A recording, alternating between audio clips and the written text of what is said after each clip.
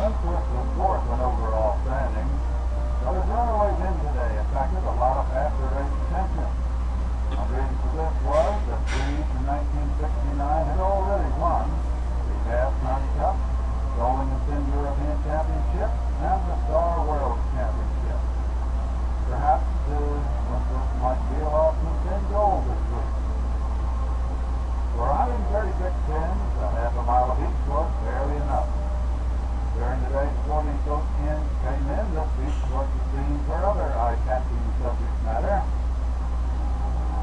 Yes, they came from France, Germany, Denmark, Sweden, the United States, England, Canada, and Switzerland. Camp followers all, be they married or single, she's single, now and then. This West German couple is a sculptor in her spare time. Festivities were light and early that night after a tiring day for the racers. The next day had some pretty sporty races even before the start. Lindquist Speed won the third race, thus winning for the second time. And after the third race, English David Wines in his 0007 was suffering triple-O trouble. Just saw he had turned turtle. Second, his centerboard had dropped out of reach, which makes it very hard to turn turtle without a board to heave on. But after defeating that problem, he was just one of the greatest sailors' frustrations.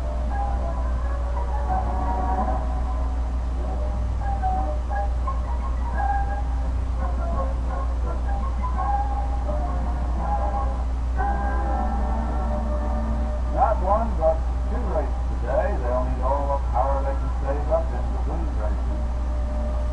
Oh my, he's cute.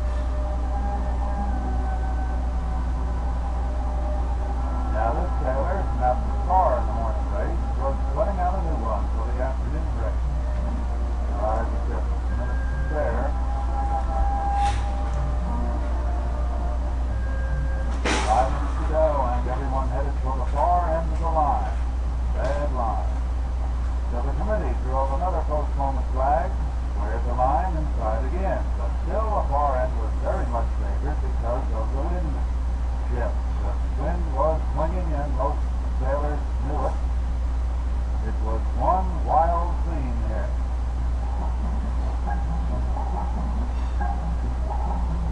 In the middle of the picture you can see the yellow flag marking the end of the line, and two by two they would break off the end of the line while awaiting the gun. It was a frantic scene as they try to get back to the line again.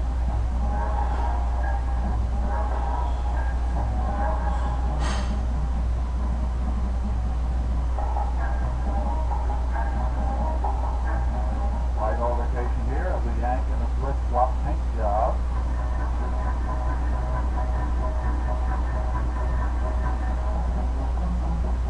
This frantic maneuvering for elbow room continues for almost 5 minutes after the gun.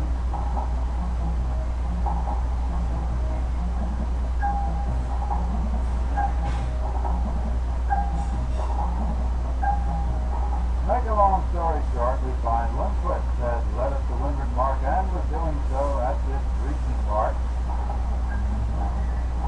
Peter Barrett followed in second place, but not closely.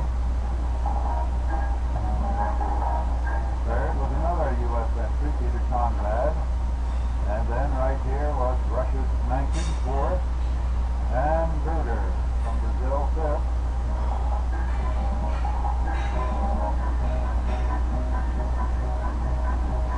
Third place, Peter Conrad, and out ahead, Barrett and Lindquist. Further back in the pack, a little hardship developed when Tony Herman of Wisconsin was catapulted out of his cockpit at the mark. When he flipped, he was in 22nd place.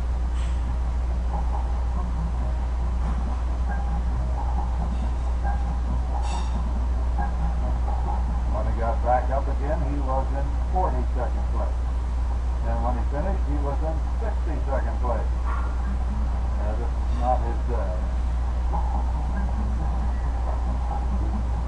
at the second windward mark. Lindquist remains up front. Barrett tightened up the second position somewhat, putting in on the left there. Bruder, however, has passed the Russian and Conrad, now coming up here in third place. At the finish, Lundquist gets the gun for the third time in a row. I think this lead is trying to tell us something. Barrett second, Bruder third. The die was being cast. That afternoon, a cruise ship left the day early because of the approach of a new hurricane, this one named Kara.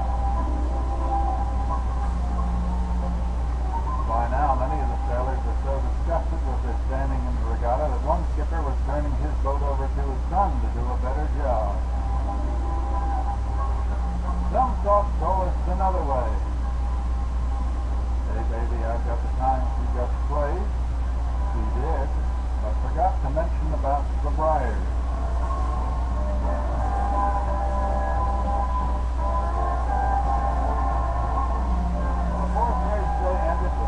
Looking up, but the barometer heading down.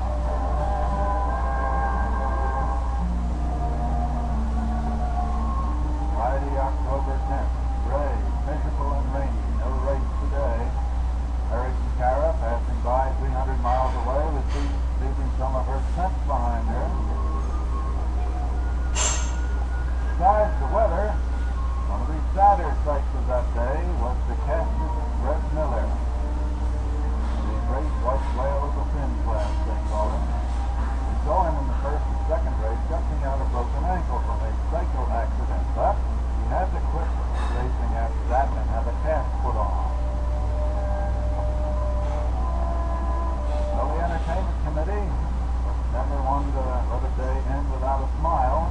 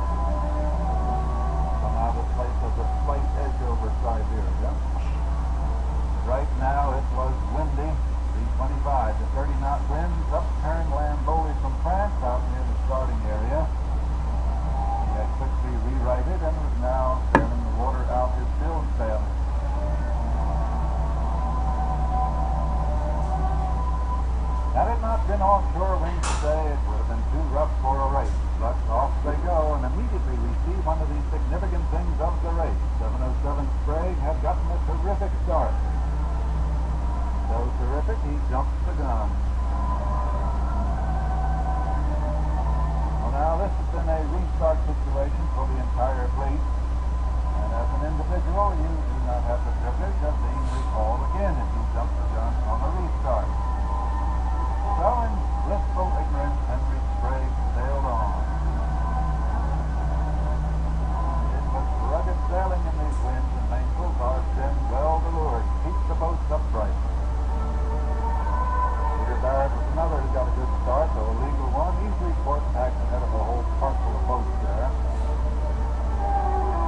It was ironic that this was Henry Sprague's hottest racing day. Nobody could touch him.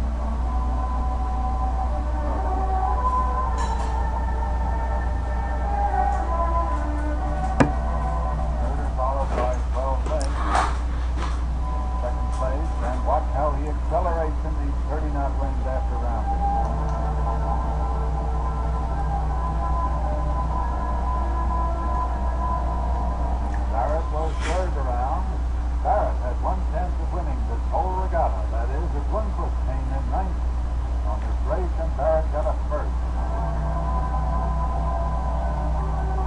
It was men racing at its toughest.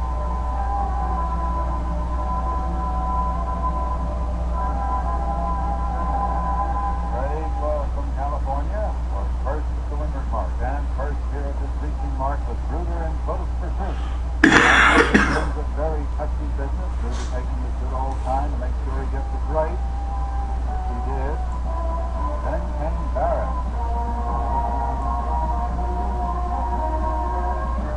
Now began the most frenetic contest of survival to be seen all week.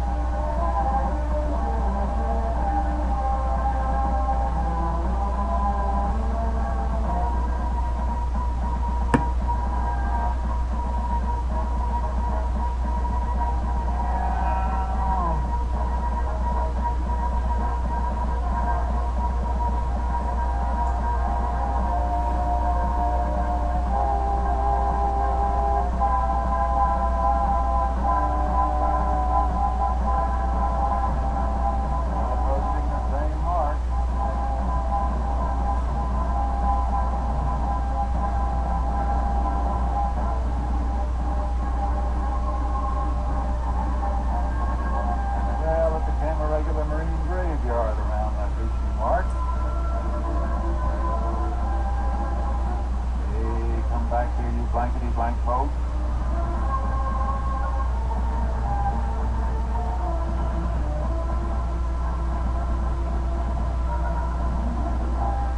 Meanwhile, relentlessly, Henry Sprague leads on.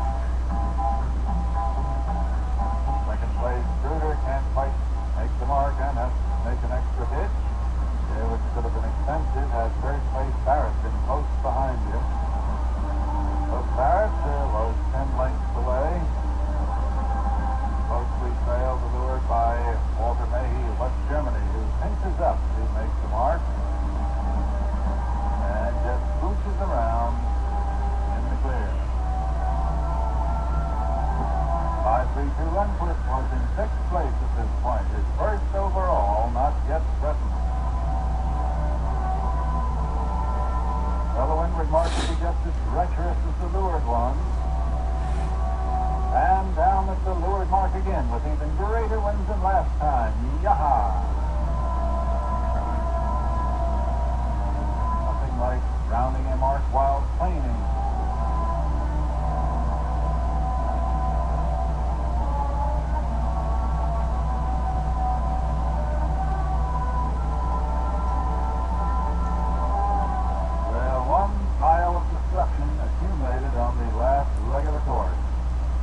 At the finish, here came disqualified first place Henry Sprague, softening and getting no gun.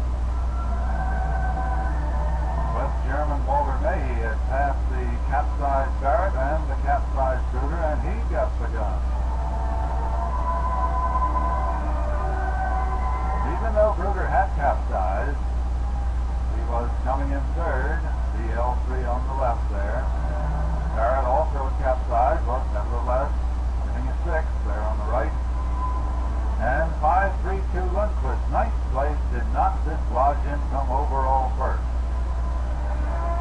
So, 6th place and 3rd overall. Peter Barrett did not gain what had still been possible when this last race began. So just listen to what he went through to get even a 6th in this last race. On the last beat, after Bruder capsized, Barrett was only 10 yards behind the leader and a Gold Cup victory. Fatigue was clouding his thinking. He tacked without releasing the boom bang and capsized. Bruder passed him. Barrett recovered, caught up Bruder again, but when his main sheet slipped away from him momentarily, he lost Bruder. As hard as Barrett tried, the gods were not with him. So the Finn Gold Cup still remains for Barrett to capture some other year. Second overall, Short Bruder sailed the last leg of the race with a 1-to-1 purchase on his main sheet, having split a main sheet block.